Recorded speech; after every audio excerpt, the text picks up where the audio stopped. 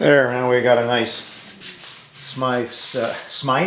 Geez, my tongue's not working right. Tongue's in the way of my eye tooth and I can't see what I'm saying. Okay, that's all right. We're ready for glass now. Let me clean up the dust and we'll put some glass on this. I'll put a little silver tip. On the glass.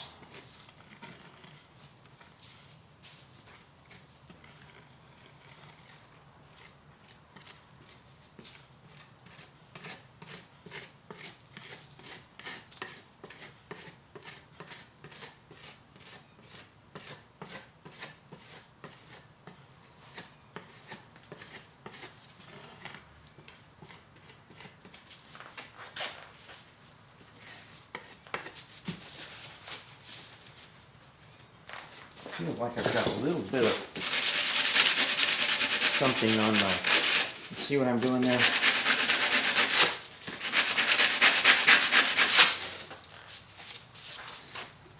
think I had a little bit of cured schmutz on there.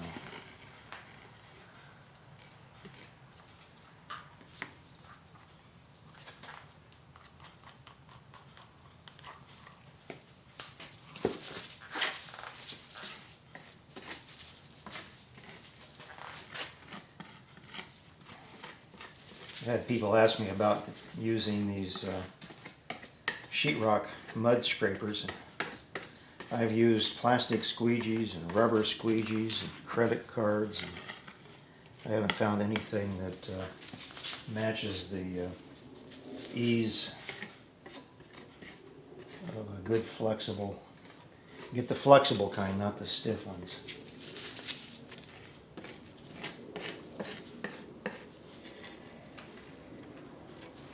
I think part of my problem too is not so much my knife as I've gotten using up some old epoxy, and the part A has had some chunks and I thought I had stirred it up, but I think that's little nits or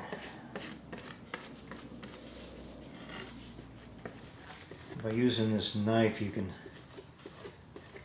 pull out the excess. There was a big puddle here and I don't know if you can see that or not.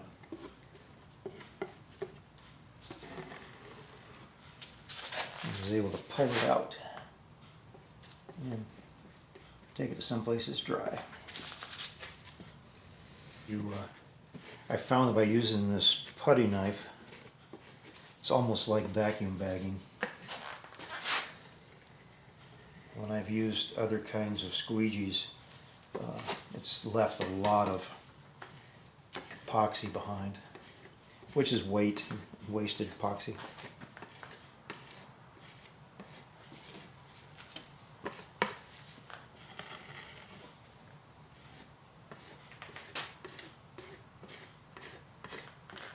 And get it out to the edge so you see that you're wetting out all the way down to the edge here, so that the glass is completely attached to our easy fillet boundary edge of the fillet material.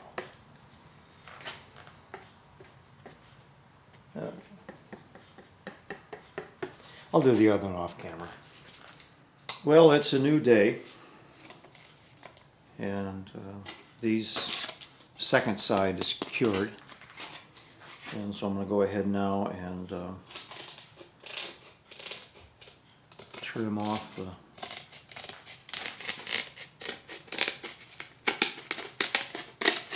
excess down along the edge here. I won't do a lot of this. And you can see the where the wood fillet, easy fillet is on the edge here. Let me go ahead and finish this off and we'll come back. Well, I've got one of them all trimmed down and sanded along the edge. I'll give the whole thing another coat of epoxy and maybe a sand on this top side here. It's got some little rough spots in it, but that'll sand down before I paint it. But now it's, another thing I did too is I took the ends and rounded them over a little bit. Let's see which one we got. I got a 2 and a 1. One fit the other one better. So.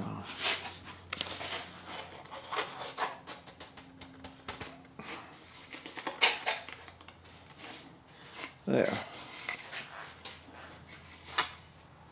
So I'll go ahead and epoxy this thing together. And I don't know if I'm going to put another layer of glass on top of this or not. I may put a little bit of fairing along around the edge here if I do glass it, just to make the radius a little tighter, or smoother, rounder. Make the glass lay in a little more, a little better. So, but it doesn't necessarily need it. So, well, I've got the handles fitted, and I got some marks on here for alignment. So I'm going to go ahead and mix up some epoxy and epoxy it together. I think I'll use probably just straight regular epoxy as opposed to Gel Magic, but then, I don't know, I might use Gel Magic too, because then that'll fill up the holes down here a little better. And I guess I might as well add this in here too.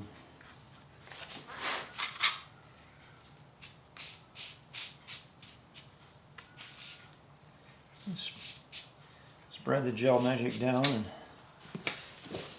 I still like to use one of these squeegee things with the teeth in it to a little more on the leading edge. Now I gotta flip it over to the back side. I put this blue tape down here to let me know that's the end of it.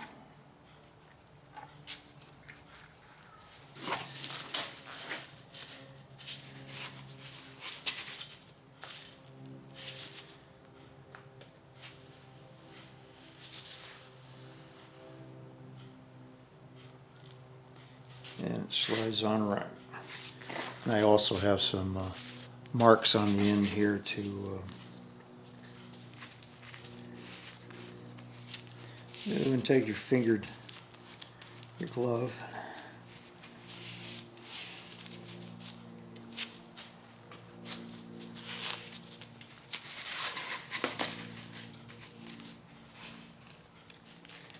Put the glue back where it's supposed to go.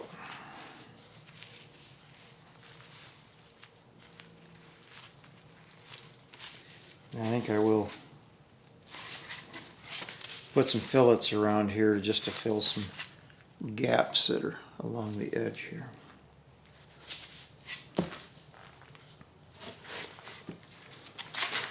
Do a final check.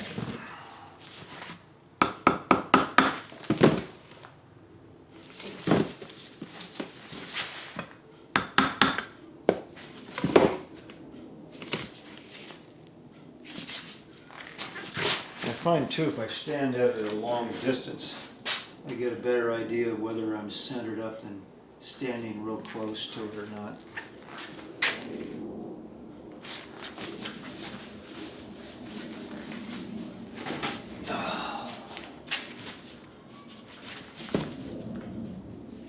I've already put the fairing compound around the outside of this part, sanded down the Gel Magic.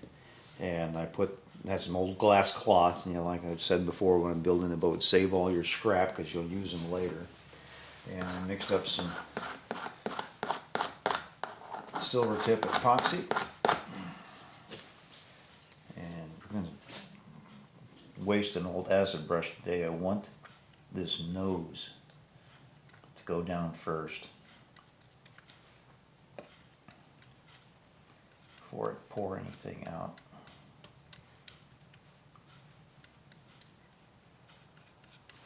My hand in the way.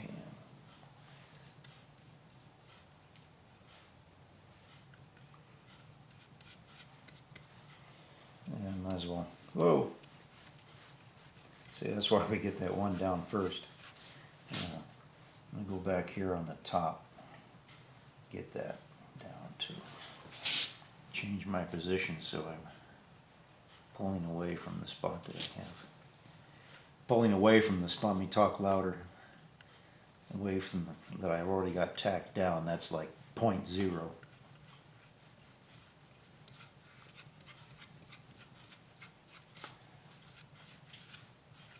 Okay, enough of that.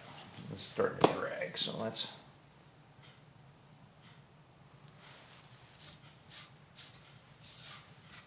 pour some out and get the blade going.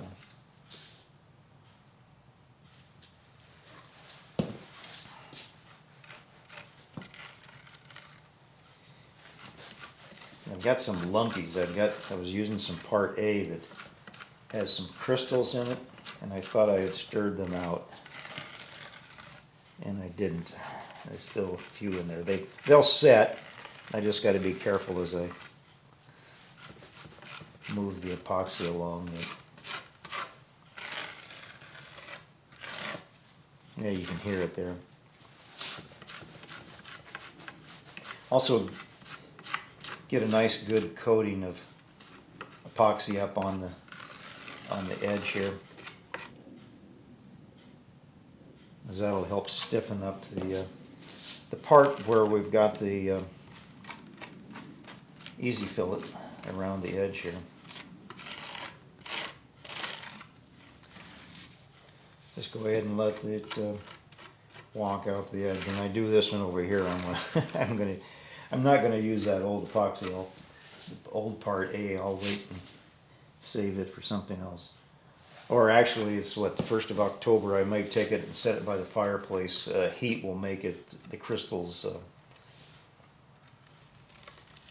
I guess you'd call it melt, soften up and become usable again.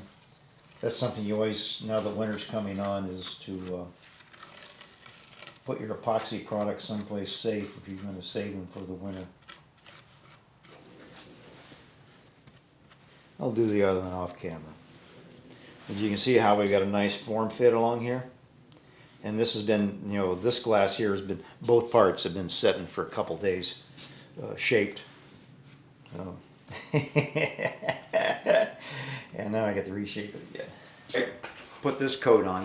This one was a little more challenging because I had the ridge here and then a bump. So it went on easy. I used my little cheap acid brush to, I must have thrown it away already, to put on. I didn't really use the knife much on this because it was moving the glass around too much. But one of the, the glass had been setting on this board on the oar here for a couple days, and I came out and massaged it. When it's laying down like this, I would go along and just kind of push it around and then lay it down and then push back, and then just any little bunches I would push them away until it was form fitting, and then I started wetting out around here and then went down both sides of the handles and the top and just work your way around. But yeah, you take your time and you can get the glass cloth to mold to just about anything. Well, I was almost done. I was down to the last side on filing it down, and I thought, well, such a beautiful day out, I'll go outside. And the other thing I love about this Rockwell jaw horse here is I can take it outside. It's like having a bench vise that you can move everywhere. The thing I found by putting this easy fillet on the edge, I don't know if you can see it right there or not, it gives me a waterproof edge to the plywood. Also gives me something really hard to end the glass, each edge of, or the edge of each side of the glass, something firm to attach to, and just kind of rasp it along until you get a nice, somewhat flat surface along this edge, and then just round it over.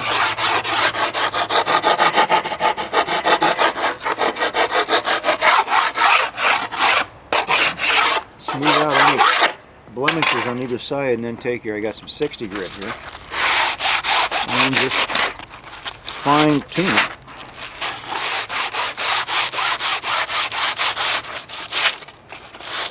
thinking yesterday as I was wetting out the other side here, how much I enjoy working with glass cloth and epoxy and making things. It's something satisfying about being able to take some raw products and put them together and come up with something you can see along the edge there. You can see that dark edge where the easy fillet is on the sides and around the ends. So, happy camper.